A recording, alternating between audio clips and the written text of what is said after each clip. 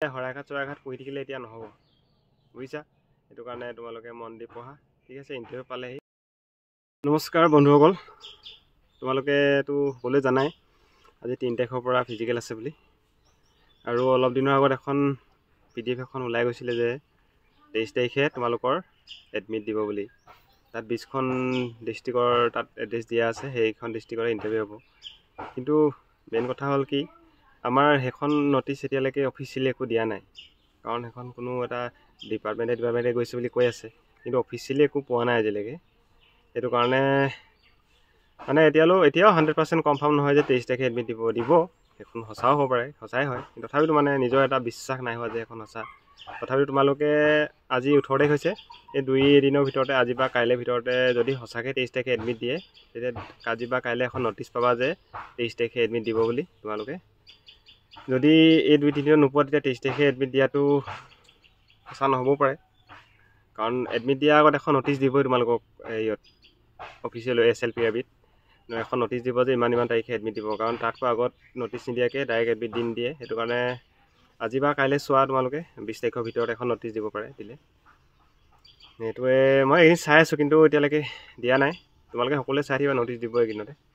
আৰু বাকী আজি ৰিটেনৰ কাৰণে আজি অলপ কথা পাতোঁ। ৰিটেন মানে কি, আমাৰ ল'ৰা ছোৱালীখিনি প্ৰায়ভাগে এতিয়া মানে এইবাৰ দৌৰা আৰু জাঁপ মৰা এইখিনিৰ লগতে পঢ়া শুনা কৰি আছে বহুতে। কাৰণ মাজত ADI পৰীক্ষাও চলি আছে। আৰু অসম পুলিচত আজিকালি ফিজিকেলটো যিমান ইম্পৰ্টেণ্ট হৈ আছে, ৰিটেনো সিমানেই ইম্পৰ্টেণ্ট হৈ আছে। সেইটো কাৰণে বহুত ল'ৰা ছোৱালী এতিয়া পঢ়ি আছে, আৰু বহুতে পঢ়াও নাই। যিখিনিয়ে নাই পঢ়া সেইখিনি কৈছোঁ পঢ়া, আৰু যিখিনিয়ে পঢ়ি আছা সেইটো সিহঁতৰখিনিৰ কাৰণে এইটো ভিডিঅ' বনাইছোঁ যে মানে আমাৰ সেই এনেকুৱা লাগিছে যে আমাৰ আগৰ সেই শৰাইঘাট, বগীবিল, ঢলা শদিয়া বা কাজিৰঙা, নহ'লে বা তোমালোকৰ ৰুদ্ৰসিংহ, পূৰ্ণনন্দ সিংহ, চহুং মহুং, এইবোৰ পঢ়িলে কিজান নহ'ব লিখা লাগি আছে মোৰ। এই অলপ দিনৰ আগত যিখন ADI পেপাৰ হৈ গৈছে তাত। কাৰণ তোমালোকৰ সেইবোৰ একোৱেই নাহিলে।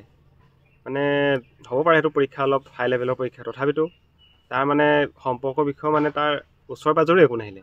গোটেইখন মানে কি হ'ল, ইণ্ডিয়ান জিকে বা ৱৰ্ল্ড জিকে আহিছে সেইখিনি।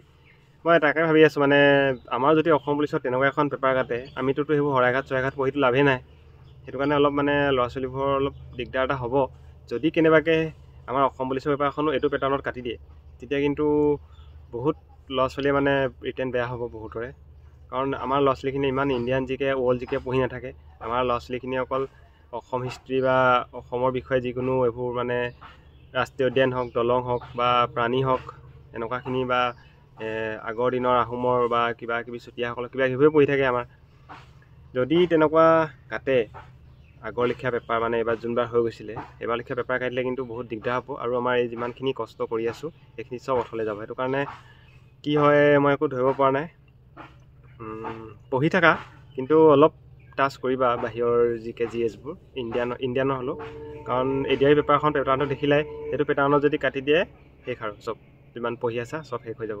সেইটো কাৰণে সকলোখিনি তোমালোকে টাচ কৰি থাকা, ঠিক আছে। আজিলৈ ইমানখিনিয়ে ক'লোঁ। মানে সেইটো লৈ আহিছিলে যে এই শৰাইঘাট চৰাইঘাট পঢ়ি থাকিলে এতিয়া নহ'ব বুজিছা। সেইটো কাৰণে তোমালোকে মন দি পঢ়া, ঠিক আছে। ইণ্টাৰভিউ পালেহি, ভালকৈ প্ৰেক্টিচ কৰি থাকা, ঠিক আছে।